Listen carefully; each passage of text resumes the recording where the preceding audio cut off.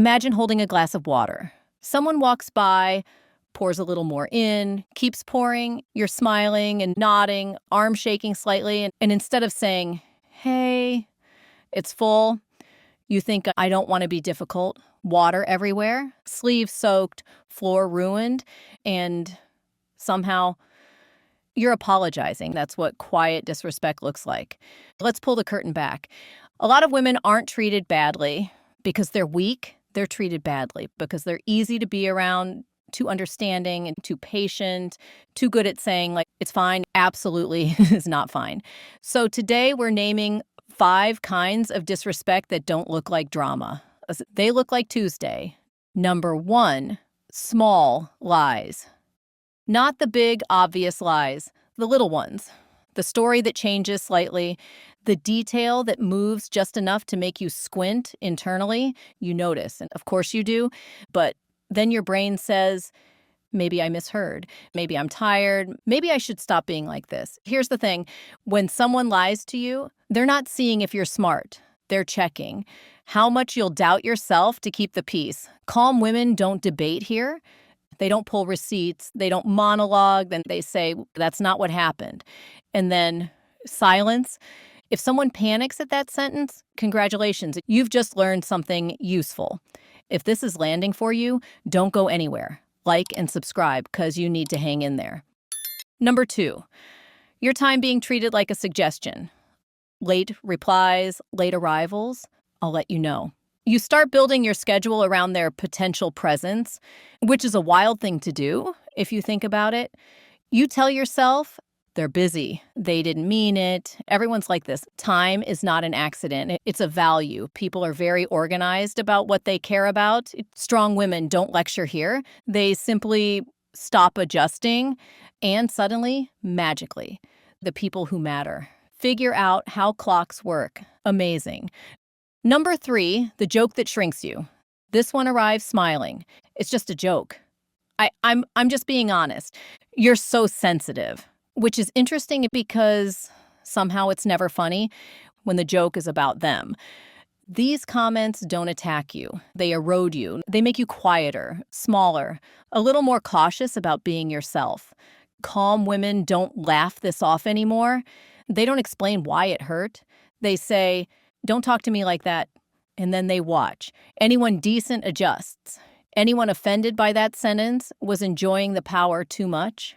Number 4, the one-way emotional subscription. You listen, you support, you remember birthdays, stories, trauma, their dog's name. And when you need something, silence, busy, I'm unavailable. You start negotiating with yourself. They're going through a lot. They're not emotional like me.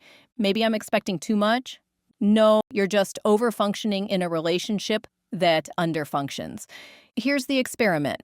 Stop initiating. Stop fixing. Stop carrying. See who notices. Calm women don't chase balance. They notice absence, and they adjust their investment accordingly. Still there? Cool. Don't forget to like and subscribe. Let's continue. Let me give you an example. I remember the exact moment this clicked for me. I was sitting on my couch, phone in my hand, typing one of those very supportive messages. You know the ones. Thoughtful, warm, emotionally available. Basically a free therapy session in paragraph form. I reread it, added a heart, deleted the heart, added it back. And then I realized something mildly humiliating. If I sent that message, it would be the 3rd time that week. I showed up for them. And the last time I needed something, they replied 3 days later with, just seeing this now? Sorry, just seeing this now?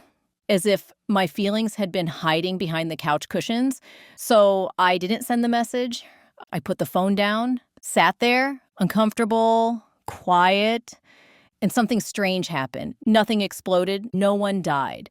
The world kept spinning. But that relationship, it slowly evaporated. And that's when I learned some connections don't end with a fight. They end when you stop carrying them alone. Number 5, boundaries that get accidentally crossed. You finally say it clearly.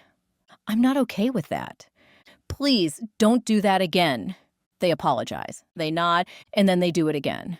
with confusion, with excuses, with that look that says, why are you being so serious? Like, this isn't forgetfulness, it's a test. A boundary without consequences is just a decorative sign. Calm women don't repeat themselves forever. They don't threaten, they don't escalate, they reduce access, and they let reality teach the lesson. Here's the quiet truth. People who respect you don't need convincing. People who benefit from you do. You don't owe anyone a TED Talk on your boundaries. You're allowed to choose peace without a closing argument. The moment you stop tolerating what drains you quietly, your life gets lighter, not louder, not dramatic, cleaner. You stop holding the glass, you set it down. And suddenly, anyone who wants access to you has to learn how to pour carefully, or they can stay thirsty. If this message shifted something in you, you're in the right place. Thank you for watching. I'll see you in the next one.